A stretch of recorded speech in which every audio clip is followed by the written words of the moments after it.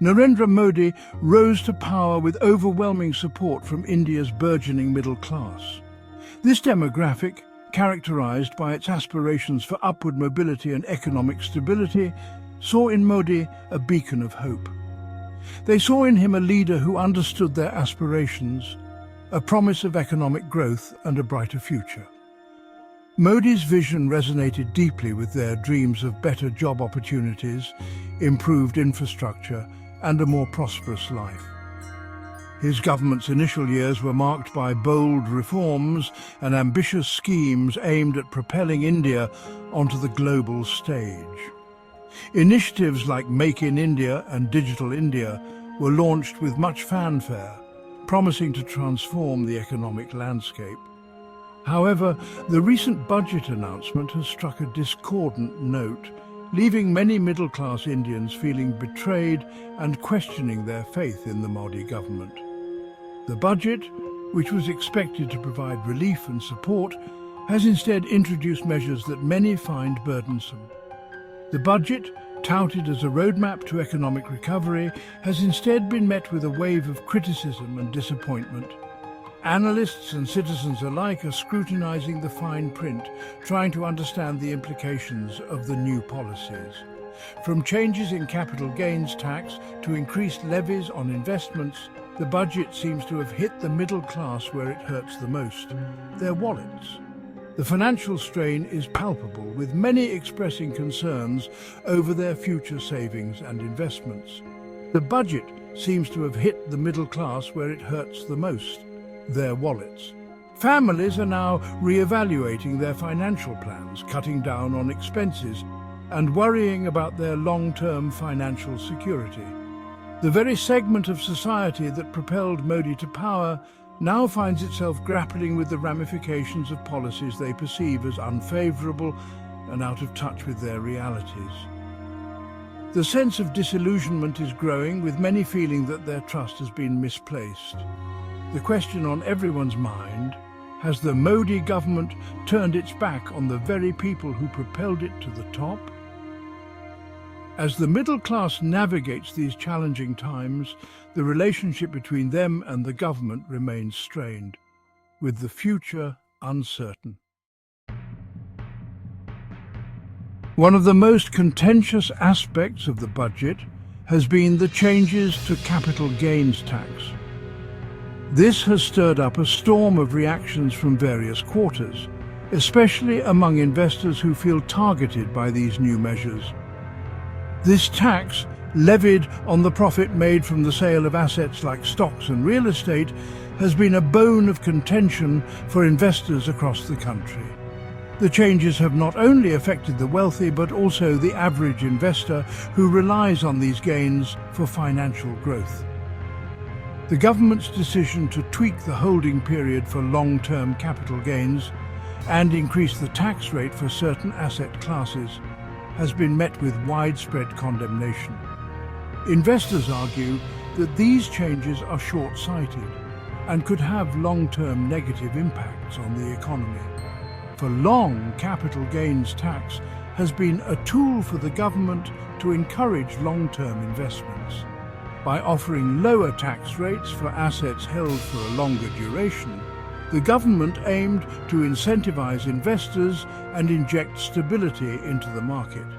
This strategy has historically been successful in promoting sustained economic growth.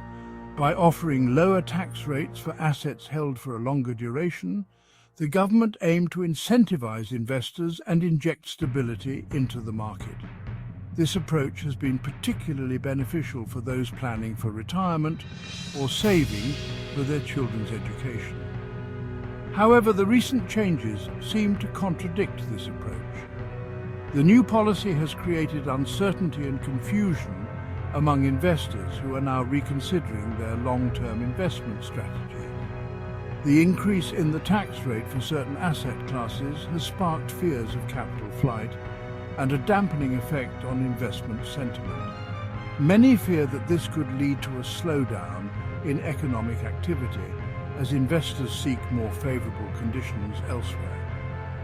The middle class, heavily reliant on investment income, sees this move as a direct attack on their financial well-being. They worry that the increased tax burden will erode their savings and make it harder to achieve their financial goals, such as buying a home or funding their children's education. The anger and frustration over the budget are palpable, spilling over from drawing room discussions to the digital streets of social media. Twitter, a hotbed for political discourse, has been abuzz with hashtags like #budget2024 and #middleclassbetrayed, reflecting the sentiment of a demographic that feels increasingly disillusioned. Memes, the language of the internet, have also been weaponized to express discontent. From satirical comparisons to Bollywood movie posters, netizens have found creative ways to voice their displeasure. The online backlash is a testament to the power of social media in amplifying public sentiment and holding the government accountable. The once unwavering support for Modi seems to be waning, replaced by a sense of betrayal and a growing chorus of dissent. Section 4, Economic Survey, a mixed bag of optimism and concerns. Amidst the public outcry, the government's own economic survey paints a complex picture. On the one hand, it highlights India's resilience and potential for growth, pointing to positive macroeconomic indicators. But, on the other hand, it acknowledges the challenges posed by unemployment, inflation, and global economic headwinds. The survey emphasizes the need for continued structural reforms to boost investment and create jobs. It recognizes the importance of investing in human capital and bridging the skills gap to prepare India's workforce for the future. The survey also delves into the potential of emerging technologies like artificial intelligence and their impact on the job market, urging policymakers to adapt and create an enabling environment for innovation. Section 5. Navigating the market, F&O taxes and investment jitters. Adding to the woes of investors are the changes announced in the taxation of futures and options trading. This segment of the market, known for its volatility and high-risk, high-reward nature, attracts both seasoned traders and novice investors looking for quick gains. The government's decision to increase the tax burden on F&O trades has sent shockwaves through the market. Critics argue that this move will stifle liquidity and discourage participation in the F&O segment. They contend that the increased tax burden will make it less attractive for traders, potentially impacting market depth and efficiency. The government, however, maintains that the changes are aimed at curbing speculative trading and promoting stability in the market. Whether this measure achieves its intended outcome without stifling market vibrancy remains to be seen. Section 6. The Real Estate Conundrum. Bubbles and Bursting Dreams. The real estate sector, once a symbol of India's economic prowess, has been grappling with its own set of challenges. Years of unchecked speculation and skyrocketing prices have created a bubble that threatens to burst, with potentially disastrous consequences for the economy. The government's efforts to regulate the sector and curb black money have had a mixed impact. While measures like the Real Estate Regulation and Development Act were introduced to bring transparency and accountability to the sector, their implementation has been uneven. The dream of affordable housing for all remains elusive, with property prices still out of reach for many middle-class Indians. The budget's silence on concrete measures to address the housing crisis has further fueled concerns. Section 7. The government's perspective. Balancing growth and equity.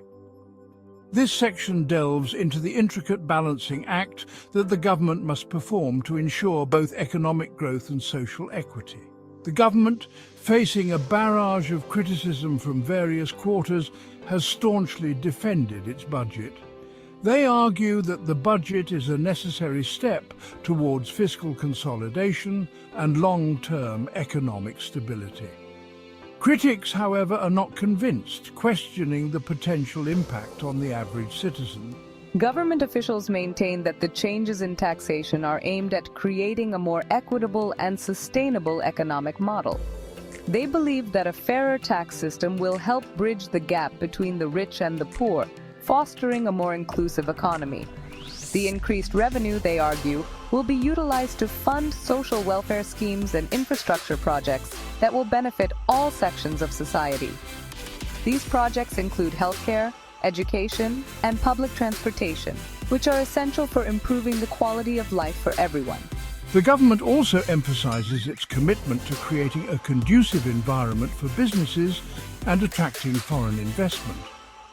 They highlight their efforts to build strong international partnerships and foster a business-friendly climate.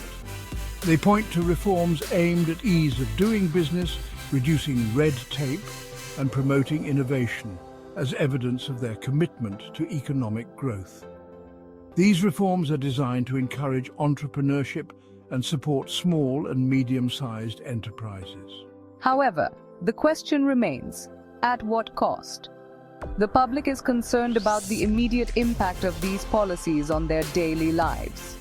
Will these measures be enough to placate the concerns of the middle class and restore their faith in the government's economic vision? The middle class, often seen as the backbone of the economy, is anxious about potential tax hikes and reduced disposable income.